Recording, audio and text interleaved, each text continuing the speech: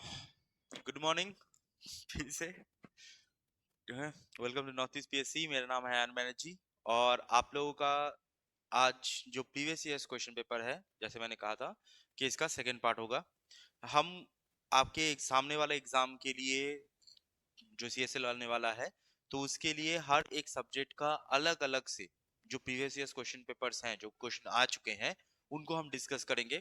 सिर्फ previous years question paper normally हर जगह पर जब डिस्कस होता है तो वहां पर सिर्फ और सिर्फ आपको सिर्फ प्रीवियस ईयर कौन सा क्वेश्चन आया है वो बोल दिया जाता है।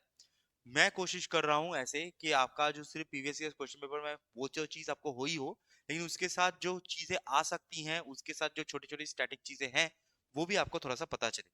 ठीक है, चलो तो स्टार्ट करते हैं। ये पार्ट 2 है। आज जितना होगा होगा, उसके बाद नेक्स्ट डे इसका ही और अभी आगे हम बढ़ाते रहेंगे। जब साइंस खत्म होगा, साइंस खत्म होने के बाद दूसरा जो सब्जेक्ट है वो भी स्टार्ट होगा। शाम को पॉलिटी भी चल रहा है, एक बार आप जो पॉलिटी वाला पोर्शन है वो भी आप लोग ऑब्वियसली देखिएगा। ठीक है, तो चलिए स्टार्ट करते हैं, ज्यादा देर नहीं करते। लास्ट दिन 20 तक हो गया था जितना दूर मुझे याद है। आज 21 से स्टार्ट करेंगे।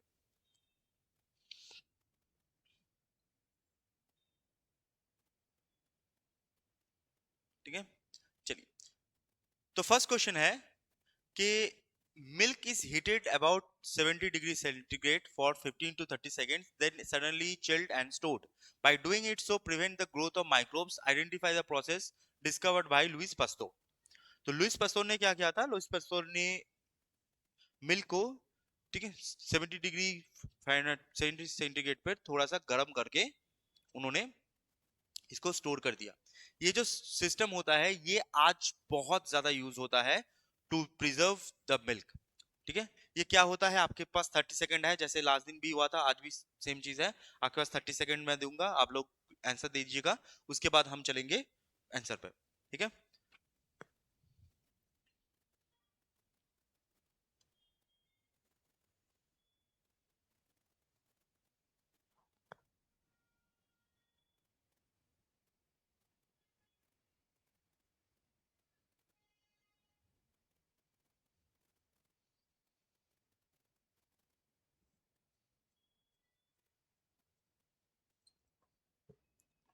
ठीक है। तो इसको क्या बोलते हैं हम? इसको हम बोलते हैं पेस्चराइजेशन। ठीक है, इसको बोलते हैं पेस्चराइजेशन। तो मिल्क को क्या किया जाता है? 70 डिग्री पे थोड़ा सा गर्म कर दिया जाता है, जिससे जो माइक्रोब्स होते हैं गर्मी की वजह से वो मर जाते हैं। उसके बाद उसको ठंडा करके स्टिल कर दिया जाता है, तो that is known as pasteurization. और ये बहुत ज्यादा कॉमन प्रैक्टिस है इन टूडेज सोसाइटी। ठीक है, मिल्क को प्रोटेक्ट करने के लिए बहुत ही कॉमन सा प्रैक्टिस है। और मिल्क के बारे में जो कर्ड है उसको मैंने लास्ट दिन बताया था, कर्ड में क्या क्या मिलता है, मिल्क में सेम मिलता है। तो कर्ड और मिल्क जो दोनों है, वहां पर जो कॉमन स्टैटिक है वो दोनों सेम है। नेक्स्ट क्वेश्चन पे चलते हैं। नेक्स्ट क्वेश्चन आता है 22। A material which gets decomposed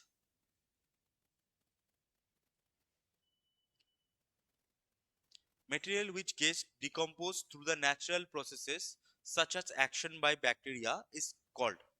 तो मटेरियल जब कोई भी मटेरियल जब डिकम्पोज हो जाता है बैक्टीरियाज की वजह से या फिर माइक्रोब्स की वजह से, तो उसको क्या कहा जाता है?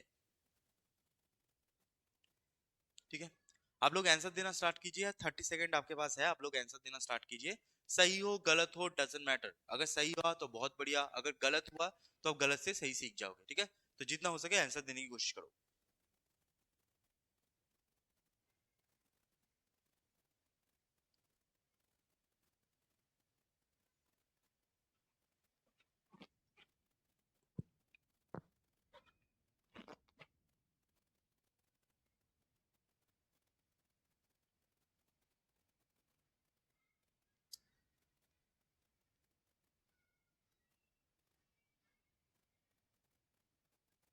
ठीक है, चलिए। तो इसका आंसर क्या है? The material which get decompose through the natural processes such as action by bacteria is called biodegradable. Biodegradable. ठीक है, बायोडिग्रेडेबल। अब यहां से दो तीन और प्रोसेसेस हैं। अच्छा, दो तीन और प्रोसेसेस हैं जो आपको क्वेश्चन आ चुका है प्रीवियस ईयर क्वेश्चन आ चुका है तो जान लो। अच्छा, अगर माइक्रोब्स को आप पॉन्ड में डाल देते हो, माइक्रोब्स को पॉन्ड में डाल देते हो, जिससे क्या होगा, जिससे एक सिचुएशन बनता है जिसका नाम होता है एल्गल ब्लूम। ये सिचुएशन होता है, माइक्रोब्स को पॉन्ड में डालने से एक सिचुएशन बनता है, that is known as algal bloom. तो एल्गल ब्लूम होता है, तो इस प्रोसेस को कहा जाता है यूट्रोफिकेशन। यूट्रोफिकेशन, ये क्वेश्चन आ चुका है, ठीक है, पीजीटी में आ चुका है पहले। और एक चीज है, अगर मान लीजिए जो माइक्रोब्स हैं, अगर वो प्रोटीन को डिकम्पोज कर दे, प्रोटीन को डिकम्पोज कर दे, माइक्रोब प्रोटीन को डिकम्पोज कर दे, तब इसको क्या कहा जाता है, ठीक है, ये भी क्वेश्चन आ चुका है। तब इसको कहा जाता है प्यूट्रिफिकेशन, ये प्यूट्रिफैक्शन, ठीक है, इसे कहा जाता है प्यूट्रिफैक्शन। तो यूट्रोफिकेशन एंड प्यूट्रिफैक्शन, ये दोनों जो क्वेश्चंस हैं वो ऑलरेडी आ चुके हैं, ठीक है। तो माइक्रोब से जुड़ा हुआ ये दो चीज आ चुके हैं। अच्छा, एक और चीज यहां पर मेंशन कर दूं, इससे कैसे कैसे सवाल और बन सकते हैं। ओके, अगर आपको ये पूछा जाए कि जो बायोमास होता है, तो उसमें जो गैस प्रोड्यूस होता है, उसमें जो गैस प्रोड्यूस होता है, बायोमास से जो गैस प्रोड्यूस होता है, वो कौन सा गैस है, ठीक है, जो गैस प्रोड्यूस होता है वो कौन सा गैस है, तो यहां पर याद रखिएगा वो होता है मीथेन, ठीक है, वो होता है मीथेन गैस। कौन सा गैस होता है, that is known as methane gas, ठीक है। और एक चीज जो आपको पता होनी चाहिए, और एक चीज क्या होता है, जो बोल सकते हो कि ऑर्गेनिक मैटर होता है ना, ऑर्गेनिक मैटर, ऑर्गेनिक मैटर वो हिल्स में, आपके यहाँ पर हिल्स हैं, ठीक है, आपके यहाँ पर हिल्स हैं, तो हिल्स के ऊपर ऑर्गेनिक मैटर एक लेयर बना देता है। जैसे हिल्स में जो पेड़ वेर होते हैं या जंगल होता है, जो हिल्स में जंगल होते हैं, तो इस जंगल के नीचे ऑर्गेनिक मैटर का एक लेयर बनता है, ठीक है, ऑर्गेनिक मैटर का एक लेयर बनता है। तो ये जो ऑर्गेनिक मैटर होता है, ये जो ऑर्गेनिक मैटर होता है हिल्स में, हिल्स में इस ऑर्गेनिक मैटर को कहा जाता है ह्यूमस, ठीक है, हिल्स में उस ऑर्गेनिक मैटर को कहा जाता है ह्यूमस। और जब ह्यूमस का एक लेयर फॉर्म होता है, ह्यूमस का एक लेयर फॉर्म होता है कहां पर, हिल के ऊपर, तो कंफ्यूज नहीं होएगा, हिल के ऊपर जो ऑर्गेनिक मैटर पाया जाता है तो उसको हम बोलते हैं ह्यूमस। एंड ह्यूमस का जो एक लेयर फॉर्म होता है हिल के ऊपर, ऑर्गेनिक मैटर का एक लेयर फॉर्म होता है, उस लेयर को क्या कहा जाता है, उस लेयर को कहा जाता है चारनोजेम, उस लेयर को कहा जाता है चारनोजेम। ये यूरोप में कहा जाता है, ये जियोग्राफी में भी आता है, ठीक है, उसे हम बोलते हैं चारनोजेम। तो organic matter is known as humus, humus का एक लेयर होगा that is known as chernozem. तो यहां पर फर्स्ट यूट्रोफिकेशन आपको पता होना चाहिए, क्वेश्चन आ चुका है, ठीक है, पेट्रिफिकेशन क्वेश्चन आ चुका है, बायोमास से जो गैस प्रोड्यूस होती है that is methane gas, question आ चुका है, एंड चारनोजेम से भी क्वेश्चन आ चुका है। तो जो जो यहां पर मैं स्टैटिक बोल रहा हूं सबका क्वेश्चन आ चुका है।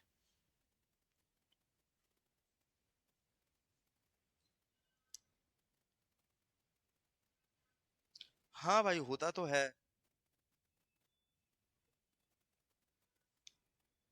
हाँ, क्या करें, देखो अभी सामने कोई एग्जाम आ रहा है ना, तो अभी पीवाईक्यू तो क्लासेस तो कंटिन्यूस करते पड़ेंगे, ठीक है, हम तो मेहनत तो करना पड़ेगा थोड़ा सा, सामने क्वेश्चन एग्जाम है, और ज्यादा नहीं, 15 दिन भी बाकी नहीं है।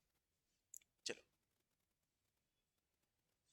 Next, next, the lowest temperature at which a substance catches fire, जो सबसे कम टेम्परेचर होता है जहां पर आग लग जाता है, तो उस टेम्परेचर को हम क्या बोलते हैं, नंबर, यहाँ पर टेम्परेचर की डिग्री नहीं पूछ रहे, उस नाम क्या होता है, उसका नाम पूछ रहे हैं, ठीक है, जल्दी बताओ नाम क्या होता है।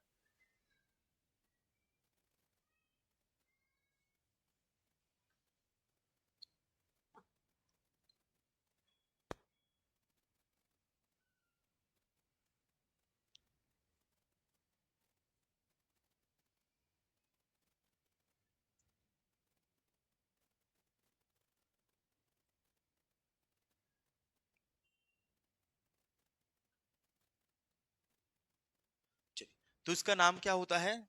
तो this is known as ignition temperature. ठीक है, the lowest temperature at which substance catches fire is called ignition temperature. अब जब भी टेम्परेचर बात होती है तो टेम्परेचर से आपको दो टाइप के टेम्परेचर के सवाल पूछे जाते हैं। ठीक है, दो टाइप के सवाल पूछे जाते हैं। जैसे मान लीजिए अगर आपसे मैं पूछूं कि कोई भी बॉडी कितनी हाईएस्ट गर्म हो सकती है, मतलब कितना टेम्परेचर हाईएस्ट हो सकता है, तो यहां पर जब भी आपको कभी पूछा जाएगा कि हाईएस्ट टेम्परेचर, जब ये क्वेश्चन पूछा जाए कि हाईएस्ट टेम्परेचर कितना हो सकता है, तो यहां पर एक पर्सन थे जिनका नाम था प्लैंक। ठीक है, एक पर्सन थे, एक साइंटिस्ट थे जिनका नाम था प्लैंक। तो प्लैंक ने एक टेम्परेचर सजेस्ट किया था जिसको कहा जाता है प्लैंक टेम्परेचर। तो हाईएस्ट टेम्परेचर कितना हो सकता है, वो होता है प्लैंक टेम्परेचर। प्लैंक टेम्परेचर क्या है? 1.4 इंटू 10⁻32 केल्विन। 1.4 10⁻32 केल्विन, ये हो सकता है प्लैंक टेम्परेचर, सबसे हाईएस्ट गर्मी। लेकिन अगर आपसे पूछा जाए उल्टा, सबसे लोएस्ट टेम्परेचर कितना हो सकता है, सबसे ठंडा चीज कितना हो सकता है, तो इसे हम बोलते हैं एब्सोल्यूट जीरो।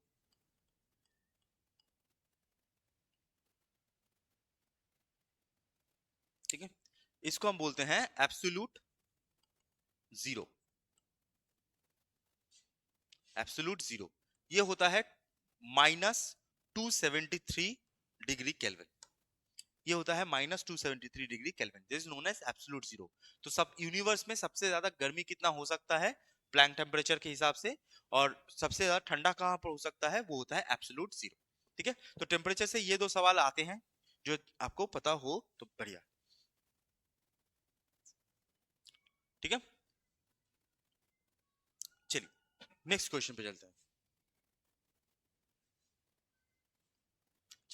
नेक्स्ट क्वेश्चन है, the force exerted by a charged body on the another charged or uncharged body is known as। Charge क्या होता है? सिंपल सा, अगर आप कभी इलेक्ट्रिसिटी पढ़ोगे, ठीक है, इलेक्ट्रिसिटी पढ़ोगे तो इलेक्ट्रिसिटी में एक चीज होती है that is known as charge.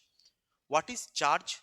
Charge कोई भी बॉडी की वो क्वालिटी है, कोई भी बॉडी की वो क्वालिटी है जिससे वो सेम चार्ज को दूर करता है, ऑपोजिट चार्ज को अपने तरफ खींचता है। चार्ज कोई भी बॉडी की वो क्वालिटी है जिससे सेम चार्ज वो दूर ढकेलता है और ऑपोजिट को अपनी तरफ खींचता है। ठीक है, ये एक इनर्ट, ठीक है, इनर्ट क्वालिटी है, उनमें इनर्ट क्वालिटी है। तो यहां पर कौन सा फोर्स होता है जिससे दो चार्ज दूर चले जाते हैं, मतलब पॉजिटिव पॉजिटिव दूर चला जाएगा एंड पॉजिटिव नेगेटिव करीब आ जाएगा। ठीक है,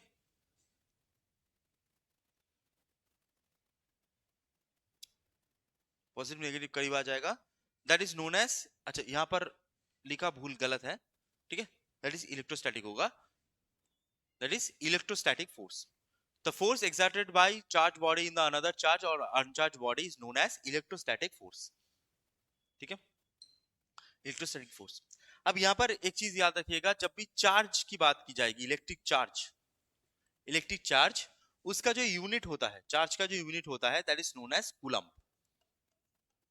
ठीक है, चार्ज का जो यूनिट होता है वो होता है कूलम। ठीक है, कूलम। और ये जो चार्ज है, ये जो चार्ज है जितना वर्क करता है, जितना वर्क वो करता है, ठीक है, वर्क करता है to enter a field, electrostatic field, जो चार्ज वर्क करता है to enter a electrostatic field, this work is known as electric potential. ठीक है, इलेक्ट्रिक पोटेंशियल, इलेक्ट्रिक पोटेंशियल का होता है वोल्ट। ठीक है, इलेक्ट्रिक पोटेंशियल होता है वोल्ट। तो चार्ज का यूनिट जो होती है वो होती है कूलम, और जो चार्ज काम करती है जिससे वो इलेक्ट्रिक फील्ड में घुस पाए तो उससे हम बोलते हैं इलेक्ट्रिक पोटेंशियल, दैट इज उसका यूनिट होता है वोल्ट। ठीक है, नेक्स्ट।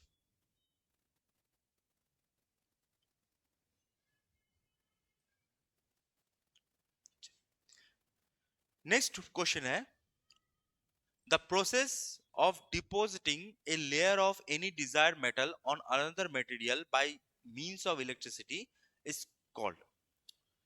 क्वेश्चन का मतलब समझा देता हूं, अगर आप लोग आंसर देते रहो, क्वेश्चन का मतलब समझा देता हूं कि क्या होता है कि एक मटेरियल है, उसके ऊपर दूसरा मटेरियल लगाना है। जैसे मान लीजिए आयरन है, आयरन के ऊपर उसको कॉपर का एक लेयर लगाना है। ये जो कॉपर का जो लेयर लगाना है, इसमें यूज क्या होता है, इसमें यूज किया जाता है इलेक्ट्रिसिटी। तो उसको हम क्या बोलते हैं? कोई भी अंदर एक मेटल है, उसके ऊपर एक दूसरा मेटल का यहाँ पर एक लेयर लगाना है, तो उसमें इलेक्ट्रिसिटी जब यूज की जाती है तो उसको हम क्या बोलते हैं? उसको हम बोलते हैं, ठीक है, the process which depositing a layer of any desired metal on another material by means of electricity is called as electroplating। ठीक है, ठीक है, इसे हम बोलते हैं इलेक्ट्रोप्लेटिंग। ठीक है, इलेक्ट्रोप्लेटिंग। और जब इलेक्ट्रिसिटी से, याद रखिएगा, जब इलेक्ट्रिसिटी को यूज किया जाएगा, इलेक्ट्रिसिटी को यूज किया जाएगा to divide, to divide, divide का मतलब जैसे पानी है, पानी में हाइड्रोजन और ऑक्सीजन को अगर आपको अलग करना है, ठीक है, सेपरेशन, डिवाइड का मतलब सेपरेशन बोल सकता हूं, लेकिन मैं आसान भाषा में लिख रहा हूं जिससे सब समझ पाए। डिवाइड करना है तो this is known as electrolysis. अगर इलेक्ट्रिसिटी यूज किया जाता है कोई भी दो चीजों को सेपरेशन करने के लिए, तो उसे हम बोलते हैं इलेक्ट्रोलाइसिस। ठीक है, इलेक्ट्रोलाइसिस।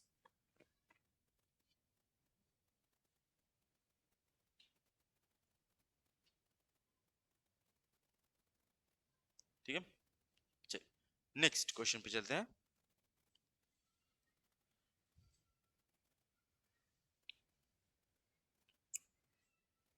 अच्छा, नेक्स्ट क्वेश्चन होता है, which of the following are known as shooting stars।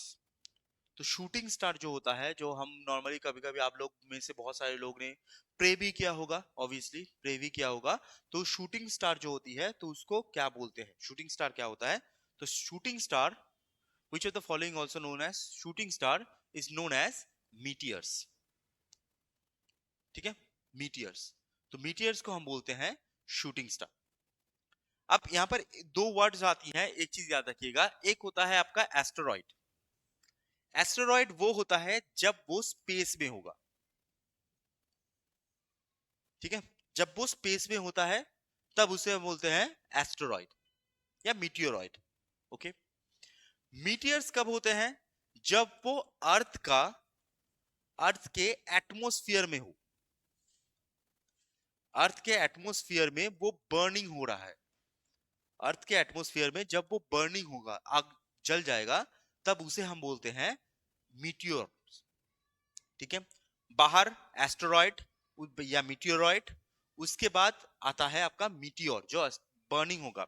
अब ये जो बर्निंग होता है, जियोग्राफी का एक चीज बोल दूं मैं, बर्निंग होता है, अगर आपसे जियोग्राफी में कोई पूछा जाए कि कौन से लेयर में बर्निंग होती है, तो एक लेयर होती है एटमॉस्फेयर में, एक लेयर होती है जिसका नाम होता है मेसोस्फियर। ठीक है, मेसोस्फियर। तो ये जो मेसोस्फियर होती है, तो यहां पर होती है बर्निंग। तो यहां पर बर्निंग आपको दिखेगी, तो ये जो बर्निंग होती है तो इसे हम बोलते हैं शूटिंग स्टार। और जब ये अर्थ के सरफेस पे आ जाएगी, अर्थ के सरफेस पे आ जाएगी, अर्थ के सरफेस पे आ जाएगी, तब इसे हम बोलते हैं, अर्थ के सरफेस पे आने से इसको बोलते हैं मीटियोराइट। मीटियोराइट। ठीक है, जैसे जो मीटियोर आपको पता होगा, ऐसा एक एस्ट्रॉयड मीटियोर आया था और मेक्सिको के जो गल्फ ऑफ मेक्सिको है उसमें गिरा था। उसमें गिरने की वजह से पूरा का पूरा जो डायनासोर है वो पूरा का पूरा खत्म हो गए। तो ये जो मिट्टी पे गिरा था तो उसको हम बोलते हैं मीटियोराइट। जी, मीटियोर्स, एकदम सही। चले, बहुत बढ़िया। ठीक है, नेक्स्ट क्वेश्चन पे चलते हैं। नेक्स्ट क्वेश्चन होता है, which of the following is India's first large research reactor that uses uranium 233 as fuel। ठीक है, आपके पास 30 सेकंड है जवाब देने के लिए, जवाब दीजिए जल्दी।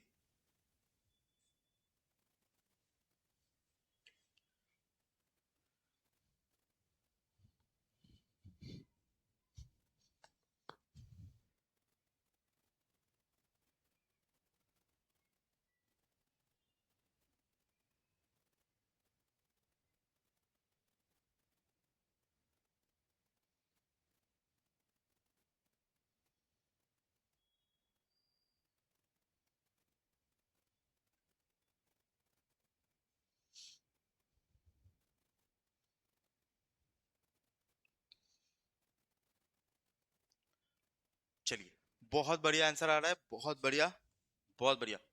ठीक है, मैं हमेशा बोलता हूँ कि जब भी जो प्रीवियस ईयर क्वेश्चन आता है ना, सब आग बनते हैं, वैसे मतलब आग बने हुए थे। ठीक है, बहुत बढ़िया। दैट इज कामिनी। ठीक है, कामिनी। अच्छा, यहाँ पर न्यूक्लियर रिएक्टर जब भी वो बात होता है तो न्यूक्लियर रिएक्टर से आपको बहुत सारा टाइप का सवाल पूछा जा सकता है। तो जितने भी टाइप्स के सवाल बनते हैं मैं सब कवर करने की कोशिश करूंगा। यहाँ पर टोटल आपके 8 से 9 टाइप के सवाल बन सकते हैं। ठीक है, तो सबसे पहला आपको ये पूछा जा सकता है कि यूरेनियम 223 जो फ्यूल होता है, ये फ्यूल को छोड़कर नॉर्मली क्या यूज किया जाता है? तो नॉर्मली जो नॉर्मल फ्यूल होता है वो होता है यूरेनियम 238 एंड यूरेनियम 235। ये दोनों नॉर्मली यूज किए जाते हैं फ्यूल। ठीक है, 238 एंड 235 नॉर्मली यूज किया जाता है। 233 जो है ना, ये थोड़ा सा अलग है, ये थोरियम से निकाला जाएगा। ठीक है, थोरियम से निकाला जाएगा। अच्छा, फ्यूल। दूसरी चीज ये क्वेश्चन पूछा जा सकता है कि इंडिया के पास इंडियाज हाईएस्ट हाईएस्ट फ्यूल क्या है? हाईएस्ट फ्यूल का मतलब कौन सी चीज सबसे ज्यादा यूज होती है इंडिया में? तो इंडिया में याद रखिएगा, इंडिया के पास यूरेनियम का रिजर्व उतना है नहीं। इंडिया के पास कौन सा रिजर्व सबसे ज्यादा है? इंडिया के पास सबसे ज्यादा रिजर्व है थोरियम का। ठीक है, थोरियम का। तो इसी वजह से थोरियम सबसे ज्यादा यूज होता है। ठीक है, इंडिया में सबसे ज्यादा थोरियम यूज होता है। जो U233 ना, वो थोरियम से ही एनरिच करके निकाला जाता है। ठीक है, अच्छा, thorium atomic number 90, uranium atomic number 93। अच्छा, नेक्स्ट अगर आपसे पूछा जाए कि फर्स्ट इंडिया का first nuclear reactor, nuclear plant, reactor बाद में आते हैं, न्यूक्लियर प्लांट, तो सबसे पहला होता है तारापुर। ठीक है, तारापुर ये होता है महाराष्ट्र में। ठीक है, तारापुर होता है महाराष्ट्र में। अच्छा, नेक्स्ट इंडिया का फर्स्ट न्यूक्लियर रिएक्टर, जो न्यूक्लियर रिएक्टर था, तो उसका नाम क्या है? जैसे यहाँ पर कामिनी है ना, यहाँ पर कामिनी है, कामिनी। तो यहाँ पर एक और रिएक्टर होती है, यहाँ पर एक और रिएक्टर होती है, दैट इज नोन एज अप्सरा। ठीक है, अप्सरा। तो सबसे पहला जो न्यूक्लियर रिएक्टर होता है that is known as Apsara. India के पास, यहाँ पर जस्ट एक चीज मेंशन कर देता हूं, इंडिया के पास कौन से न्यूक्लियर रिएक्टर्स होते हैं? एक होता है अप्सरा, दूसरा ध्रुव, तीसरा कामिनी। ये तीनों रिएक्टर्स होते हैं। इसको छोड़कर एक और रिएक्टर था जिसका नाम था साइरस। अब साइरस ये यूज नहीं होता, साइरस अभी यूज नहीं होता। तीन यूज होते हैं, अप्सरा, ध्रुव एंड कामिनी, ये तीनों यूज होते हैं। ठीक है, अप्सरा, ध्रुव और कामिनी। हम ऐसे पढ़ेंगे कि आपका न्यूक्लियर रिएक्टर से कभी कोई भी सवाल आ जाए, कभी मिस नहीं होगा। ठीक है, नेक्स्ट अगर आपसे पूछा जाए, न्यूक्लियर रिएक्टर में अगर आपसे पूछा जाए कि न्यूक्लियर रिएक्टर में मॉडरेटर, मॉडरेटर क्या यूज होता है? As a moderator. ठीक है, एज ए मॉडरेटर क्या यूज होता है न्यूक्लियर रिएक्टर में? मॉडरेटर, तो यहां पर याद रखिएगा, मॉडरेटर दो चीजें यूज होती हैं। एक होता है ग्राफाइट, ग्राफाइट, और एक होता है हेवी वाटर। हेवी वाटर होता है D2O। ठीक है, हेवी वाटर D2O। D2O होता है ड्यूटेरियम, क्योंकि वहां पर हाइड्रोजन और ऐड किया जाता है, तो इसे बोलते हैं ड्यूटेरियम। ठीक है, एक और होता है जिसको बोलते हैं ट्रिटियम। ठीक है, ड्यूटियो। अच्छा, नेक्स्ट अगर आपसे पूछा जाए कि यहाँ पर कंट्रोल रॉड किसका बना होता है? कंट्रोल रॉड, कंट्रोल रॉड किसका बना होता है? तो हमेशा याद रखिएगा वो बना होता है बोरोन का, बोरोन। ठीक है, बोरोन का एटॉमिक नंबर होता है 4। तो कंट्रोल रॉड किसका बना होता है? That is boron. अच्छा, नेक्स्ट यहाँ पर मैं इस छोटे से जगह पर लिख देता हूं, अगर यहाँ पर प्रिंसिपल्स कौन से होते हैं? जो न्यूक्लियर रिएक्टर्स होते हैं तो वहां पर प्रिंसिपल क्या होता है? उस वहां पर प्रिंसिपल होता है न्यूक्लियर फिशन। रिएक्टर्स किस प्रिंसिपल पे काम करते हैं? रिएक्टर्स काम करते हैं न्यूक्लियर फिशन पर, ठीक है, न्यूक्लियर फिशन। और अगर सन की बात की, सन कौन से प्रिंसिपल पे काम करता है? तो सन करता है न्यूक्लियर फ्यूजन पर, न्यूक्लियर फ्यूजन, जो हाइड्रोजन और हीलियम इन दोनों को ऐड करता है, ठीक है, हाइड्रोजन और हीलियम इन दोनों को ऐड करता है। तो आपके न्यूक्लियर से जितने भी सवाल बन सकते हैं और बने हुए हैं वो यहां पर आपके हैं। अप्सरा जी, हाँ।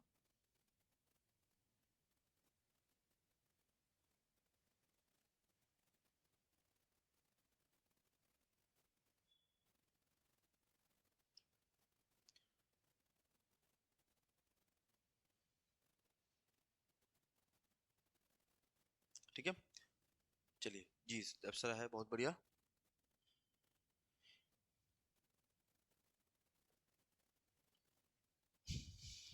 ठीक है, चलिए, कभी कभी आपको लगेगा कि सर इतना काहे पढ़ा रहे हो, मतलब इतना चीज काहे बता रहे हो जी। मैं चाहता हूं कि आप लोगों का जितना भी हो सकता है उतना आप लोगों को नॉलेज जानने को मिले।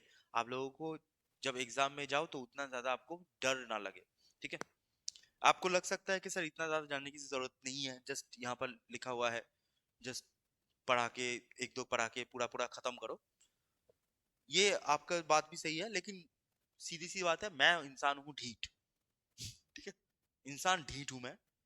तो आपको पूरा का पूरा मैं पढ़ा के ही छोड़ूंगा, बिना पढ़ाए नहीं छोड़ूंगा। अब थोड़ा सा ज्यादा लिखना पड़ सकता है, मैं लिख रहा हूँ आप भी लिखो, लेकिन जब मैं पढ़ाऊंगा आपको बेहतर पढ़ाने की कोशिश करेंगे, ठीक है। चलिए नेक्स्ट क्वेश्चन पे चलते हैं, ये हो गया होगा। Next question,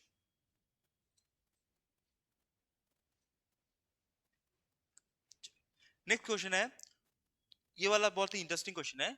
Which one of the following is the chemical formula of 2DG anti-COVID drug developed by DRDO? DRDO ने जो एंटी कोविड ड्रग बनाया था, DRDO ने, तो इसका, ठीक है, इस 2DG इसका केमिकल फॉर्मूला कौन सा है? मैंने हमने कल ही आपका जो ड्रग है कोविड का, तो उसके लेके बात किया था, कोविशील्ड कोवैक्सीन, उसको लेके बात किया था, ठीक है। ये डीआरडीओ ने जो डीजी बनाया था, तो उसका क्या है, जल्दी बताइए थोड़ा सा।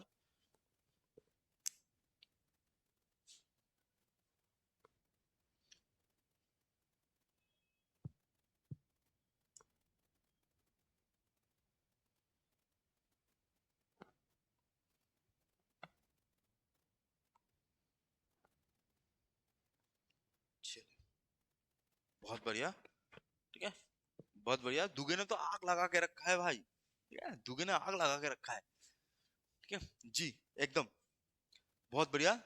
दैट इज, इसका क्या होता है, that is 2 deoxyribo D glucose, ठीक है, टी 2 डीऑक्सीराइबो डी ग्लूकोज, ठीक है। चलिए, यहाँ पर ज्यादा आपको ऑलरेडी मैंने बाकी जो चीजें हैं, जैसे कोविड कोविशील्ड ऑलरेडी बता दिया है, तो वहां से क्वेश्चन आएगा तो आप कर लोगे। नेक्स्ट, ये वाला क्वेश्चन बहुत ही इजी है आपके लिए, सबके लिए, जल्दी बताइए। The pH value of the neutral solution क्या होता है?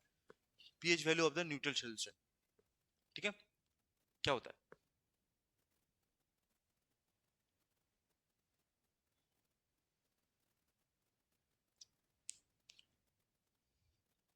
30 सेकेंड है, जल्दी।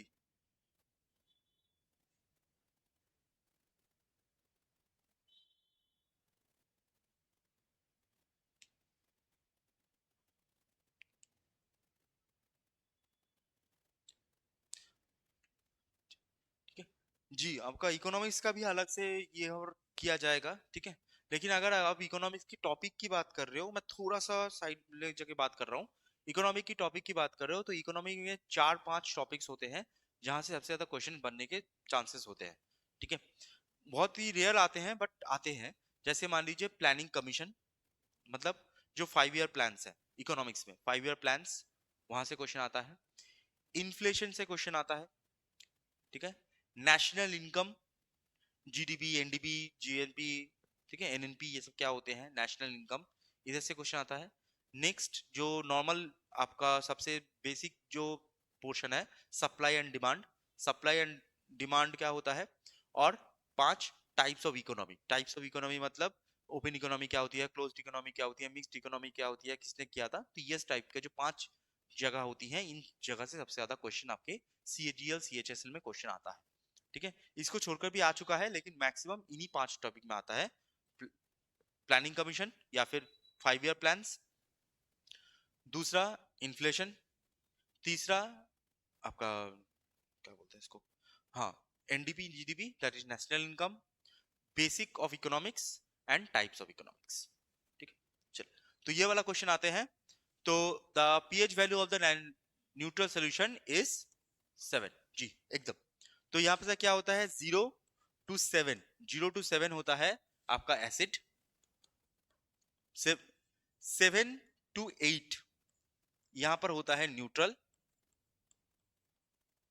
और 8 से 14 ये होता है बेसिक, ये होता है बेसिक।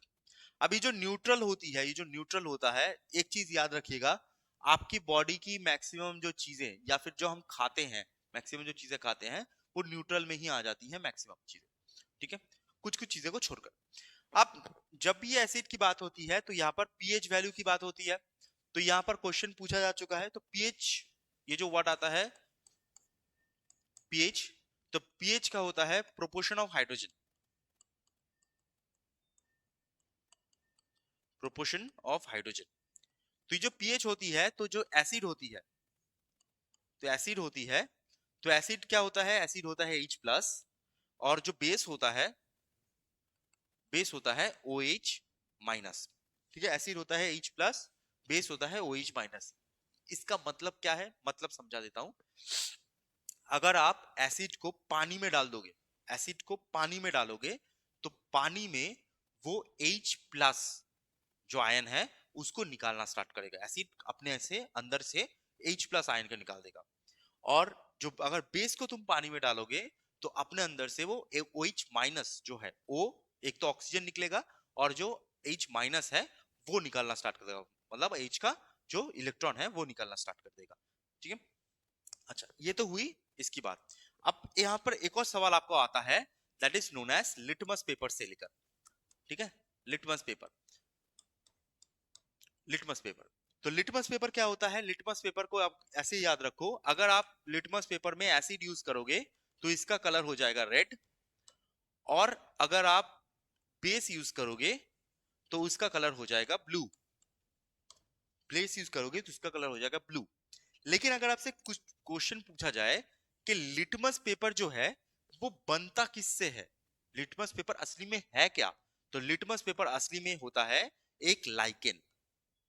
ठीक है, लाइकेन, लाइकेन का मतलब होता है एक मॉस टाइप का होता है। मॉस मतलब आपने देखा होगा दीवार पे जब भीगा हुआ दीवार होता है ना, तो थोड़े से वहां पर ग्रीन ग्रीन कलर के कुछ लग जाता है ना, ग्रीन ग्रीन कलर का, तो उसे हम बोलते हैं मॉस। तो उस टाइप का एक मॉस होता है, that is known as lichen. तो लाइकेन होता है लिटमस पेपर। ठीक है, लिटमस पेपर को लाइकेन बोलते हैं। तो एसिड होगा तो रेड होगा, बेस होगा तो ब्लू होगा।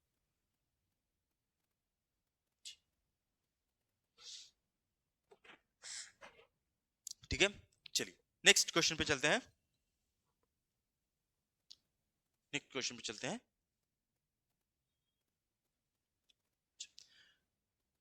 नेक्स्ट क्वेश्चन होता है, नेक्स्ट क्वेश्चन बहुत बड़ा क्वेश्चन है लेकिन है बहुत इजी।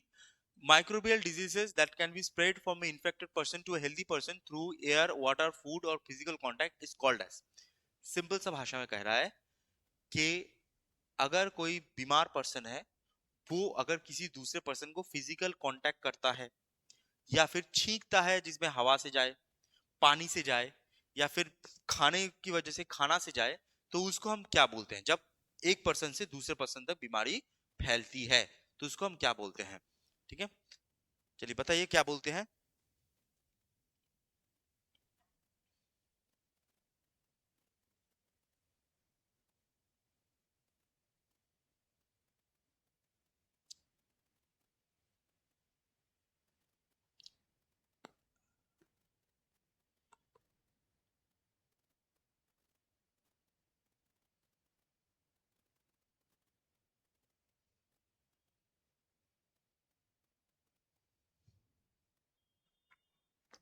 जी जी जी, बहुत बहुत बहुत बढ़िया, आंसर आना स्टार्ट हो गया है, बहुत बढ़िया। तो इसे हम क्या बोलते हैं, इसे हम बोलते हैं कम्युनिकेबल डिजीज। इस ठीक है, इसे हम बोलते हैं कम्युनिकेबल डिजीज। जैसे बहुत सारी डिजीज होती हैं जो कम्युनिकेबल होती हैं, तो एक पर्सन से दूसरे पर्सन जाती हैं। बहुत फेमस फेमस जो डिजीज है, जैसे मान लीजिए एड्स कम्युनिकेबल डिजीज है, कोविड कम्युनिकेबल डिजीज है, ठीक है। निमोनिया, निमोनिया नहीं बोलूंगा, जो खांसी है, नॉर्मल खांसी, ठीक है, वो कम्युनिकेबल डिजीज है। ओके, चलिए नेक्स्ट क्वेश्चन पे चलते हैं। अच्छा, next, the property of metal by which it can be drawn into wire. ठीक है, तो मेटल की कौन सी प्रॉपर्टी होती है जिससे वो वायर बना सकती है, ठीक है, वायर बना सकती है, तो उसे हम क्या बोलते हैं, मेटल की कौन सी प्रॉपर्टी है। ये बहुत ही इजी क्वेश्चन है, ठीक है।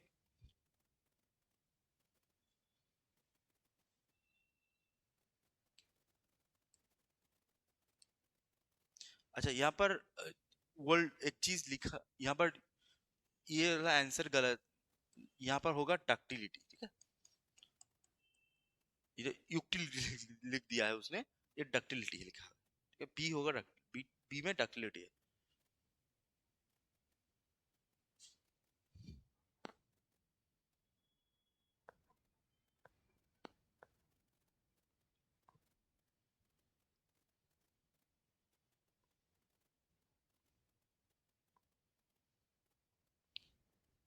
चलिए, बहुत बढ़िया, चलो नेक्स्ट इसमें आते हैं।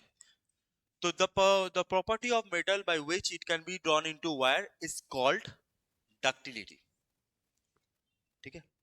यहाँ पर एक चीज जस्ट याद रखना, अगर क्वेश्चन पूछा गया है कि जो मेटल है वो अपना शेप चेंज कर सकता है, शेप चेंज, तो शेप चेंज करना क्या मेंशन किया जाएगा, शेप चेंज करने को क्या बोलते हैं, वो होता है, शेप चेंज करने को हम बोलते हैं मैलेबिलिटी, ठीक है, शेप चेंज करने को हम बोलते हैं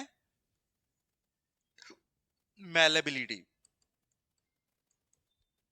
तो मैलेबिलिटी हाईएस्ट किस में होती है, वो होती है गोल्ड में, जो शेप चेंज कर सकता है, हैमर मार के चेंज कर सकते हो आप।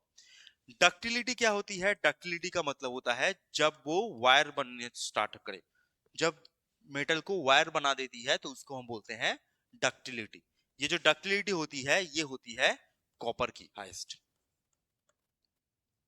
ठीक है, इसे हम बोलते हैं copper, that is ductility. Okay, चलिए नेक्स्ट क्वेश्चन पे चलते हैं।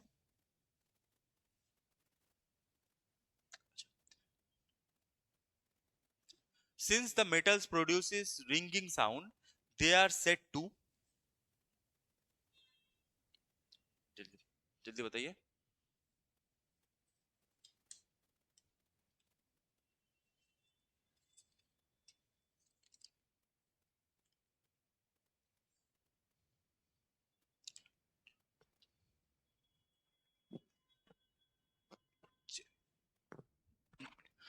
तो यहाँ पर जो मेटल्स हैं produces ringing sound, they are said to be, मतलब जब मेटल्स रिंगिंग साउंड करती हैं, अगर हम मेटल को मेटल में टकराओ तो एक रिंग, एक साउंड होता है, तो वो साउंड को हम क्या बोलते हैं, ठीक है। एक फर्स्ट वर्ड आता है डिसॉल्विलिटी, डिसॉल्व मतलब डिसॉल्व हो जाना, गल जाना, उसको तो साउंड नहीं बोलेंगे, ठीक है। तो क्या बोलते हैं, हम बोलते हैं सोनोरस, ठीक है, सोनोरस, सोनोरस का मतलब होता है साउंड प्रोड्यूस करना, तो जो रिंगिंग साउंड होता है तो वो होता है आपका sonorous.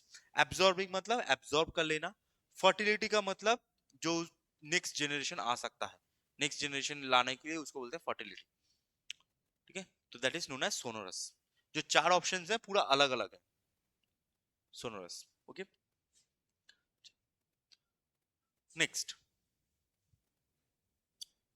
Next, which force governs the movement of the planets around the sun. ये तो बहुत बहुत इजी है, इसमें मैं आपको क्वेश्चन बोलने के लिए मतलब लिखने के लिए भी नहीं बोलूंगा, ठीक है, इतना इजी है।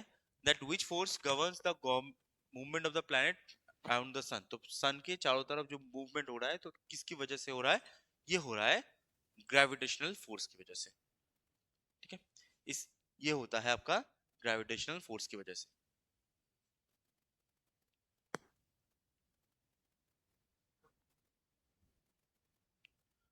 ठीक है, gravitational force. Normally magnetic force आपको कहां पर दिखेगा? मैग्नेटिक फोर्स आपको दिखेगा मैग्नेट में, मैग्नेटिक, और अर्थ के हिसाब से देखें तो दैट इज जियोमैग्नेटिक फील्ड में, जियोमैग्नेटिक फील्ड में, ठीक है। अच्छा, रेडियो एक्टिव फोर्स आपको कहां दिखेगा? रेडियो एक्टिव फोर्स नॉर्मली हमको दिखता है, नॉर्मली हमको दिखता है जो यूरेनियम है, यूरेनियम, प्लूटोनियम, ठीक है, थोरियम, इनमें, थोरियम इनमें दिखता है। लेकिन अगर आप इन अर्थ के हिसाब से बात करो कि रेडियो एक्टिव फोर्स कहां पर दिखता है, तो अर्थ में एक साइकिल होती है जिसको हम बोलते हैं कन्वेक्शनल करंट, कन्वेक्शनल करंट। ये आपको नॉर्मली जो जियोग्राफी आप पढ़ोगे तब देखोगे जो कन्वेक्शनल करंट होता है वो आपके मेंटल में होती है। तो मेंटल में जो कन्वेक्शनल करंट होती है तो वहां पर उसका स्टार्टिंग पॉइंट ही रेडियो एक्टिव फोर्स है, तो उसके बाद तो करंट मूव करती है, ठीक है। और न्यूक्लियर फोर्स आपको कहां पर दिखेगा? न्यूक्लियर फोर्स नॉर्मली आपके जो न्यूक्लियर मूवमेंट्स होते हैं, जो पावर प्लांट्स होते हैं वहां पर दिखता है। लेकिन अगर आप अर्थ के हिसाब से न्यूक्लियर फोर्स देखो तो जो एटम्स होते हैं, ठीक है, एटम्स होते हैं, तो एटम्स के अंदर आपको न्यूक्लियर फोर्स दिखेगा, ठीक है, एटम्स के अंदर आपको न्यूक्लियर फोर्स दिखता है। चलिए नेक्स्ट सवाल पे चलते हैं। अच्छा, ये वाला क्वेश्चन बहुत ही इंटरेस्टिंग क्वेश्चन है, दैट स्पैर्गुलोसिस जो इन्फेक्शन होता है, स्पैर्गुलोसिस इन्फेक्शन, ये किसकी वजह से होता है? ये वाला क्वेश्चन आप लोग बताइए जल्दी।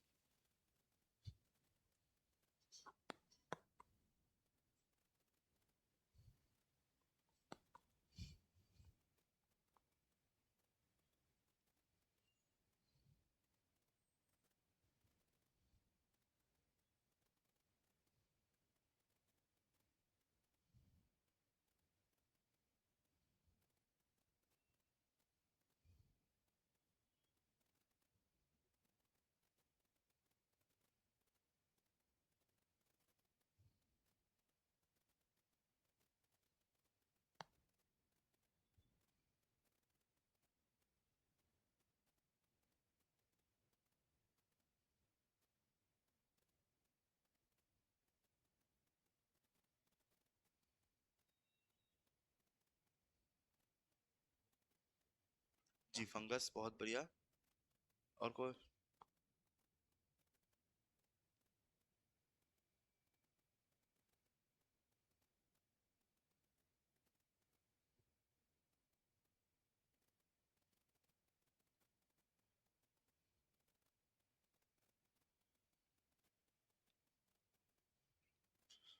ठीक है, चलिए।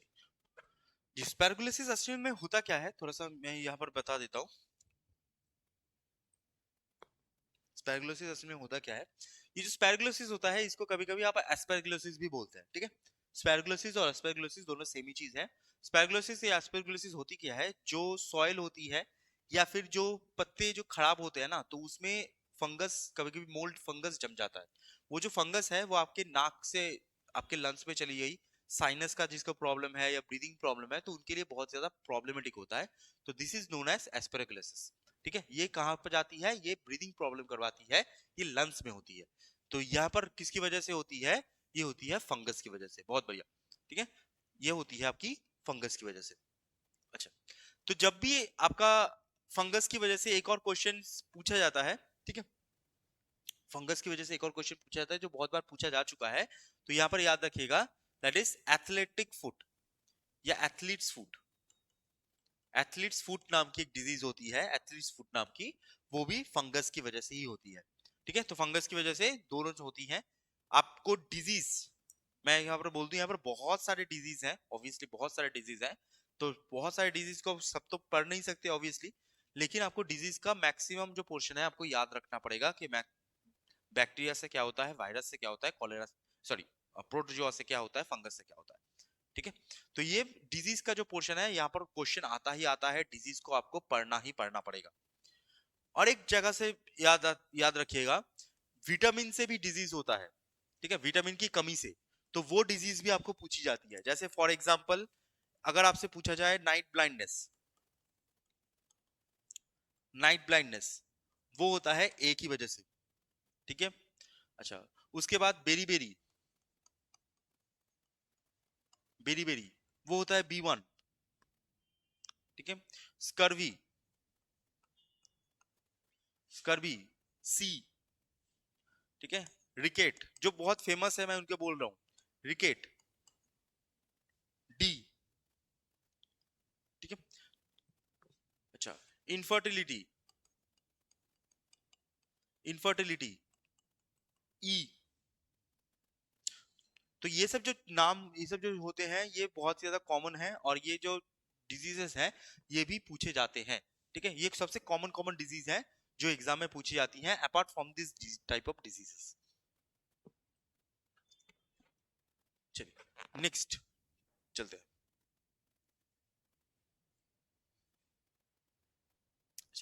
नेक्स्ट ये क्वेश्चन तो बहुत बार पूछा जा चुका है, ठीक है। यहाँ पर जो ऑप्शन है, ऑप्शन में सिर्फ घुमा दिया है बस, और ऑप्शन में कुछ नहीं है इसमें, ठीक है।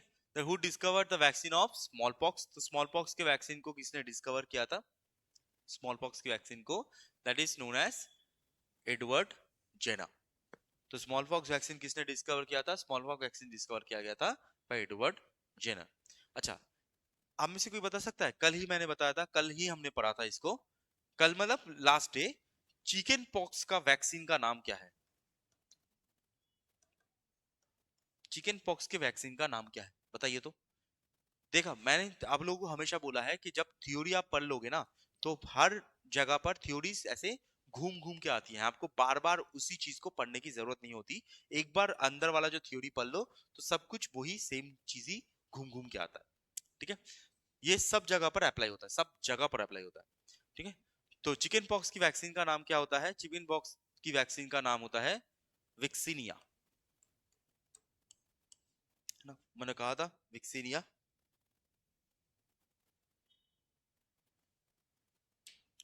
ठीक है। चलिए नेक्स्ट क्वेश्चन पे चलते हैं।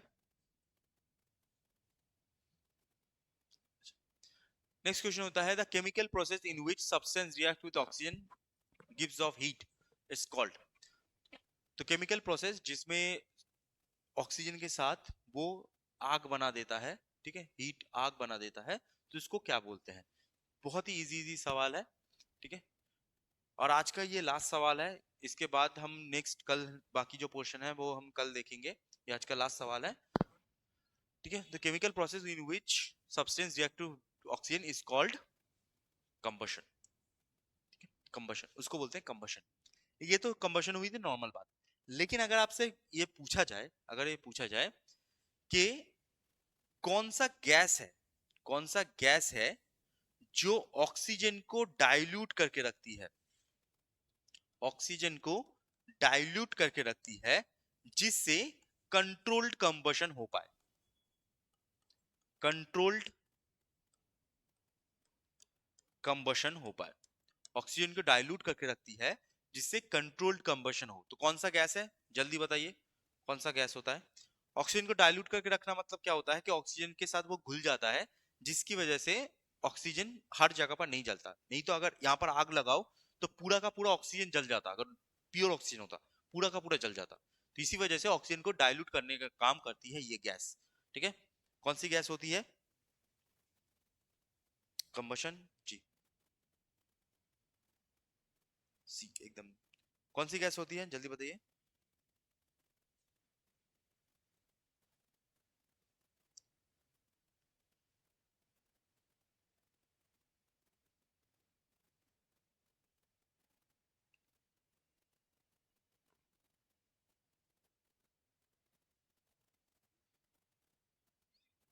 नहीं नहीं भाई, CO2 नहीं, CO2 क्या होती है ना, ऑक्सीजन को रिप्लेस कर देती है, ऑक्सीजन को हटा देती है, इसलिए वो आग बुझ जाती है। CO2 नहीं है।